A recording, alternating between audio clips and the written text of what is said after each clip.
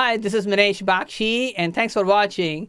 And as you know, I have tips for you, and also I bring guests to you that have some interesting accomplishments, interesting background that you can learn from and maybe just enjoy sometimes. And I just met John recently. In fact, I just met him yesterday. And we just had a great conversation. I listened to him, and I was very impressed with some of the things he has accomplished. And we enjoyed the time together. And I said, well, I would love to have you share some of the ideas with our audience here. So, John, welcome. Thank you. It's a pleasure to be here, and it was a pleasure to meet you as well. Very fortuitous. Well, thank you. We talk about law of attraction. So, John, what is your last name? And spell it out so that people know what your last name is. Yeah, John Perraut. Okay. Perraut. You can find me on Facebook or on LinkedIn. Okay. So I'm the only John Perraut. Okay. Well, that's good. I'm glad to hear that. So before we talk about your accomplishments, because you have some really interesting ideas, tell me a little bit about yourself. I mean, you were born in Michigan, U.S. Where? I'm born in Ann Arbor. I bleed maize and blue. I grew up there. In the days of Bo Schembechler, and we moved into this area in Detroit area, and grew up. And I was exceedingly blessed. I was challenged as a kid. I had dyslexia. I had speech impediment.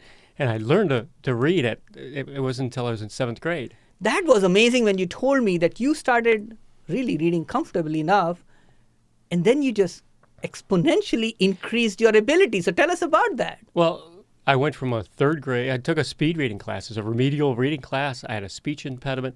I took speech classes. And I went in 2 months, I went from a 3rd grade reading level to a senior college reading level. Wow. And I could not read enough. Wow. And it opened up a world to me. I was shy as could be. I was deathly shy. I couldn't get in front of people and read my own name or speak or do any of that until I said, for me to be successful, I needed to learn how to do those things. Wow. I was doped up on Tony Robbins and just different things about setting an image, what you think, what you want to achieve.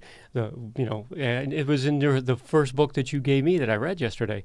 The why behind what you do is so key. Yes. What is your mission? So we're unique among all the animals and plants on this world, because we have the ability to create with our mind a thought, and to speak that thought, and then share that thought, and create anything we want to create. Isn't that amazing? The power of why, the power of a mission. It's in the Bible they talk about logos, where logic in the beginning was the word. That makes us uniquely human, uniquely divine, uniquely able to create and interact. And I think the most divine thing we do on the planet is to create opportunities, describe a mission, describe a goal, and then go out and do that. And do that with other people, creating commerce and creating opportunity and creating wealth. That is a measure of our ability to improve the status and the nature of the human condition.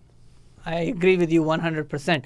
And in your case, you have been able to help companies from a very small idea to take on to a much bigger success. And you've done that quite well within last so many years with very, very different types of companies. So what is your expertise? How would you define your expertise? Some people say that you're either a creative, yes, or that you're technical. Okay. Well, I'm very technical. I love science. I love engineering. But I'm also very creative. And I think instead of it's a left side, right side Correct. thing, I think it's a circle. The more creative you are, the more technical you have to be. The more technical you are, the more creative it becomes. Wow. And so for me, I like to get into issues and opportunities, whether it's a new product, Correct. A new invention. I've got like over 20 patents. Wow. Or an organizational issue. They're all, what's the problem and how do you solve it? How do you create a solution that's compelling and makes things better after you're done? That's what drives me, is finding that answer that makes it work, or asking that question that's worth solving. Interesting. Very interesting. So you mentioned to me that you've had part in different companies going from relatively small size to much bigger size.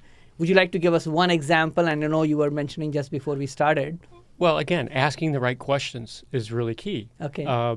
while being a director of engineering, I built up a great team. And during an economic downturn, we were left, what do I do? Do I let these people go? Do I do a restriction? And what we ended up doing is repurposing those experts. And at that time, we had no product coming out of China. So we identified and built and worked with suppliers in China, and were able to build a strong basis. And I remember one evening in China, the owner of this one company that was relatively small for the commodity we were buying, about 20 million, he had the problem of his daughter was going to college the next day. And I said, bring her along with dinner. And I had one daughter on one arm, one daughter on the other arm. That company within 3 years grew from 20 million to 60 million. I introduced them to GM and introduced them to BMW. And now they're a preferred supplier by both those suppliers. And the daughter is now the CEO Wow. of a $1 billion company. Amazing. And amazing. Still close, a good personal friend. When she was getting married, she introduced her husband-to-be to me. When she just had her first child, she called up and say, hey, I'm going to have, to me, I keep, it's not just business. It's a lifetime of a relationship building and of doing the right thing and creating value. Very good. So there are a lot of people who usually watch me are small business owners. They are consultants like you and me, solopreneurs, or they have a small business. Now, again, it could be larger businesses, but how could somebody who is listening, watching right now, could apply some of your information so they can look in their business, maybe analyze from a different angle, whatever example you can provide that will make them say, I have an opportunity here that I'm not leveraging enough. What would that look like? Well, I just left a great great business Sure. after many levels of development. It's a company that when I started with was 300 million, went to 4, went to $1 billion, and when I finally left was 3 billion. The global organization was 18 billion. It's huge, and in that I learned a lot of tools. I got to do a lot of practice. I got to work with this supplier that I talked about. So I got to start with Fortune 500 companies. I worked in that large range, but I also worked with startups. And so the thing is the tools for human development, the tools for business development, the business tools that are used today, they're all available. The question is, do you know which tool to bring out of the tool belt at the right time? And I really enjoyed the book that you had given me yesterday. Is that you ask the why. Another in the automotive industry, we sometimes say ask 5 whys to get really at the root of something. But often my first step with a business that's looking to go to the next level, whether it's a startup or a business that has a revenue stream and just wants to get to the next level, or one that wants to experience tremendous growth, it's the getting back to the basics of what is your mission, what is your why, what's your value proposition, and then developing a strategy to address that. And there are tools. If half the people I mention these tools, they know them, but do they use them? So really, coaching is bringing out the right tool, helping them voice that, create that, and then asking good questions. And that's what I do as a business coach. And that's what a lot of businesses that want to go to the next level, they're too close to their business to see what that next level looks like. Whether you're teaching, I was a school teacher for 4 years. Oh, I see. Whether you're teaching, you can only teach somebody the next step. You can't teach them 3 steps ahead until they learn the other ones. But whether it's teaching, marketing, sales, inventing, creating, they're all the same kind of process. And so I bring out these very simple tools, and I truly believe that most business coaching, for me, I like using the tools, but what I really like to do is create successful enterprises. And so I use business coaching as a gateway drug to successful enterprise. But I give away the tools. Yes. Because the more equipped you are, the better you are with these simple tools, the more likely you are to be a successful enterprise. And that's what I pride myself in, is to participate in that success in business model. So the why, mission statement, MBO, management by objectives, simple things like SWOT, strengths, weaknesses, opportunities, threats. You could find a template in the PowerPoint templates, right? And the questions are there. Use it. First page, it's like a 40-page template, but you only need the first page. Sitting down and having somebody walk you through those things can really be helpful. I think business coaching is a real key aspect, and somebody with your experiences helps so many people get to those next steps. And I've done it successfully for large companies. I got this large company to pivot from, with a large, with other people in the team. Nobody does it alone, but the company was able to pivot from a metal bending company to a high tech company, and that, to me. And I think they moved to France. Is that what you were telling me? Well, it was a French company. It was a French company, and they were global. And but certain parts of the world we were able to open up. They had not been in China. So there's so many stories, but the main thing is for small business owners is doing the fundamentals and figuring out what's next and getting far enough away. How many people work in their business, but they don't work on their business? And that's the reason I think the word which comes to me, Stephen Covey talks about this in his book, 7 Habits of Highly Effective People. Mm-hmm. He says one thing which distinguishes human beings from others is self-awareness. Beautiful.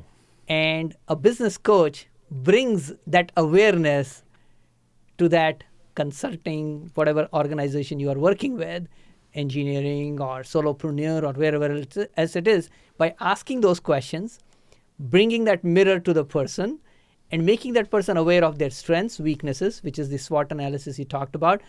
And unfortunately, it is hard for us to do it for ourselves because, number one, we have our own bias, right? And the second part is we don't know what is missing to get us to the next level. And I was just talking to somebody, I was speaking at a small group the other day. I said, there are only 2 things you need to know. First is, do I know the behavior I need to change to get me to the next level? The second one is, do I know how to change my behavior so actually I can do it? Right. Because if you know the behavior and you can change your behavior, then you can get the result you want. It's like exercising, right? Yeah. If I know I have to exercise, I have to eat right, I know what to eat, so then eating right, but then I actually do it. And that's where a coach comes in play, which is exactly what all of us do in any organization. We bring that awareness first, and then we try to shape the next step of actions with that awareness. Yes. And, you mentioned about change. I had a mentor, Kathy Danamotor. She was a organizational dynamics coach. And she taught me a lot of things. And one thing was about change. And one key thing about those changes in coaching is making tools that are simple enough so that when you leave, the tool is still useful. You don't want to inhibit Other people. part. So this change model that I think I described to you, dissatisfaction is an essential ingredient. Yes. Vision for how it could be. Yes. First steps to get in that direction. And then you got to consider the resistance to change. We're all Correct. being of habit. Exactly. And it's a simple formula. If you multiply dissatisfaction, vision, and first steps, if it's greater than resistance, the change will occur. That is very interesting. So, because I want to wrap up here, just because of lack of time here, who is somebody that you would love to work with in the next 30 seconds, a minute? Tell us, who do you want to work with? Anybody that has a revenue stream Okay. that wants to take their business to the next level. And I've dealt with, $100,000, million, $10 million, $100 million companies. So I want to find people who are ready to change, ready to accept and motivate and put together a clear strategic plan and create successful business. I wanted to do, my quest is to be a change agent for these companies, make them successful. What is the number? How can they get hold of you? Again, with LinkedIn, John Perraut. Yeah, we have your name there as well. And they What's can the find phone number or something they can? everything is on my LinkedIn. Everything's on the LinkedIn. So folks, if you have LinkedIn, you should go check out John Perraut because he has a lot of expertise that you can actually benefit from. So once again, thanks for watching. And if you are watching this show and you are somebody who has an idea, some information locally that you can really share with people, I would love to have you on the show as well. Thanks again for watching. Bye-bye. Thank you. Thanks, John.